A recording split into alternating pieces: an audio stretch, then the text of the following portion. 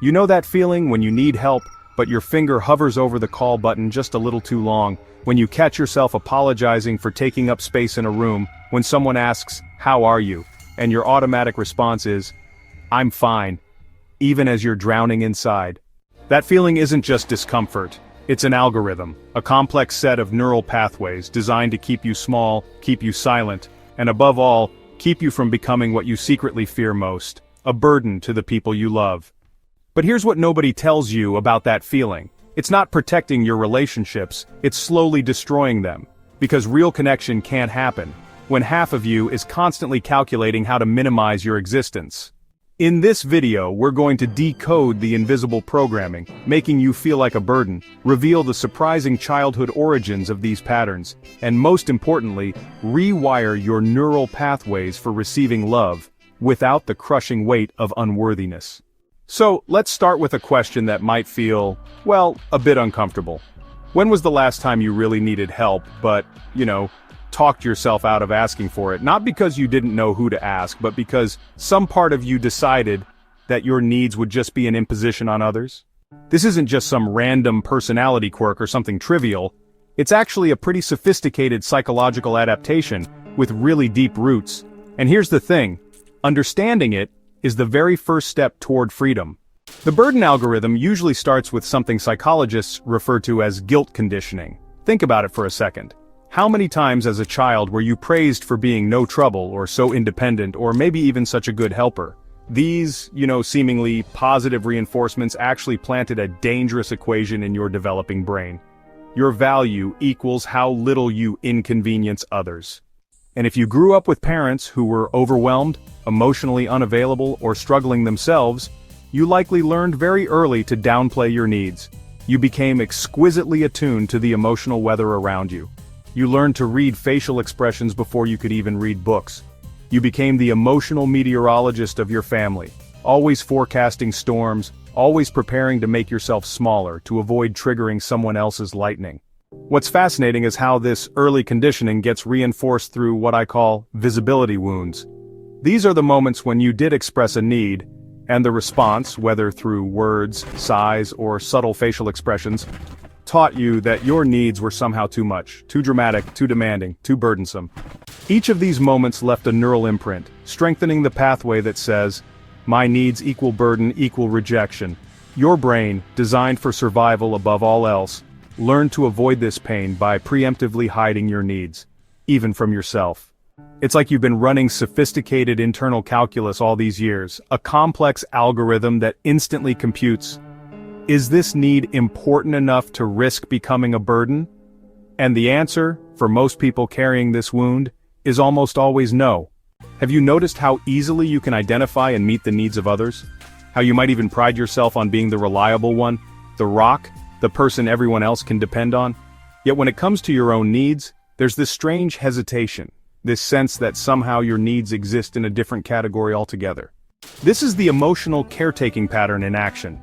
It's as if you've developed an advanced degree in attending to everyone else's emotional ecosystem while remaining curiously blind to your own.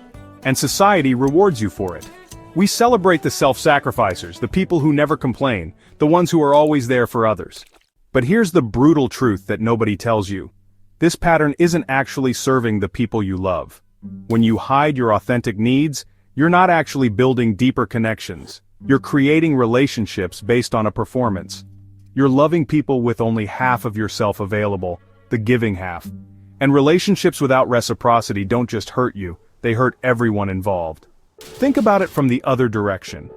When someone you love needs your help, does it feel like a burden, or does it feel like a privilege, a chance to show up for someone who matters to you? When a friend trusts you enough to be vulnerable, do you think less of them, or does it deepen your connection?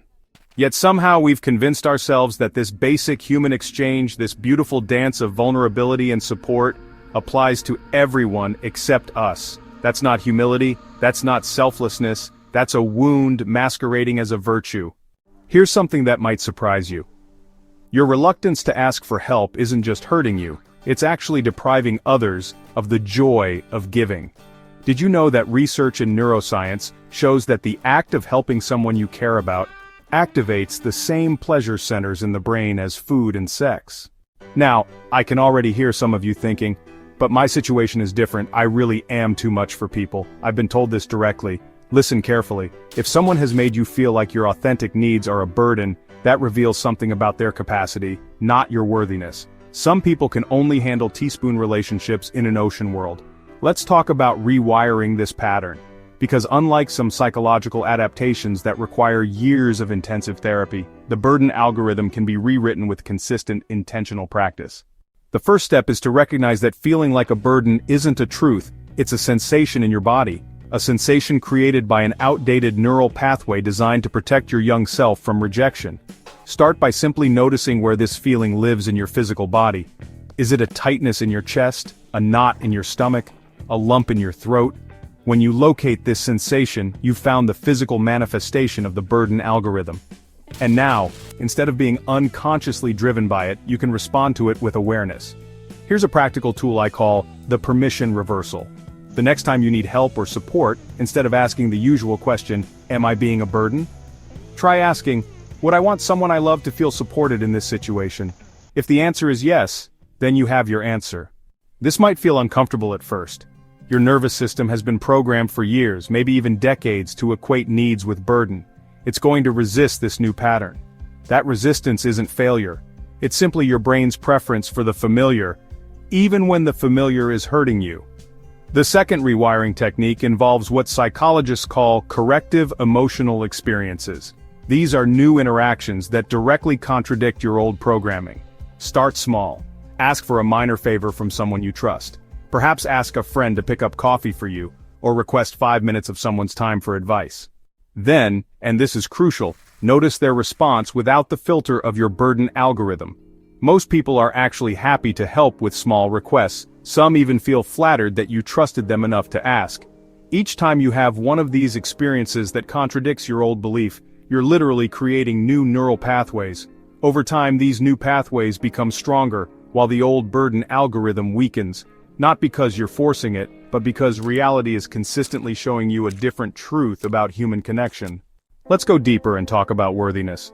At the core of feeling like a burden is a fundamental question about your right to take up space in the world. The implicit belief that your needs are somehow less valid than others. This isn't logical, it's emotional programming. Part of rewiring this pattern is recognizing that worthiness isn't something you earn through usefulness or by minimizing your impact on others. Worthiness is your birthright. Every living creature on this planet has needs. The flower needs sun, the bird needs to build its nest, and you, complex and beautiful human that you are, need connection, support, and the vulnerability of being seen, not just for what you give, but for who you are. Here's a powerful question to reflect on. What might be possible in your relationships if you showed up with your whole self needs, emotions, and all? What deeper connections might you form? What authentic joy might you experience? The journey from burden to belonging isn't about becoming someone new. It's about unlearning the algorithm that taught you to hide. It's about remembering what you knew before the world convinced you otherwise, that your needs are not just acceptable but an essential part of human connection. The next time that burden feeling rises in your chest, recognize it for what it is, not a truth, but a story. A story written in childhood that you're now old enough to rewrite. Your needs are not a burden. They're an invitation to genuine connection, and those who truly love you have been waiting for that invitation all along. If this exploration has touched something in you, if you recognize yourself in these patterns, you're not alone. The burden algorithm is one of the most common emotional patterns I see, and one of the most transformative when healed.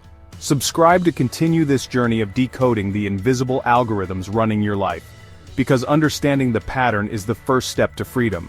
And you deserve nothing less than a life where you can breathe fully, ask freely, and receive completely, without the weight of undeserved guilt. Your needs are not too much, you are not too much, and those who love you have been waiting for all of you to show up.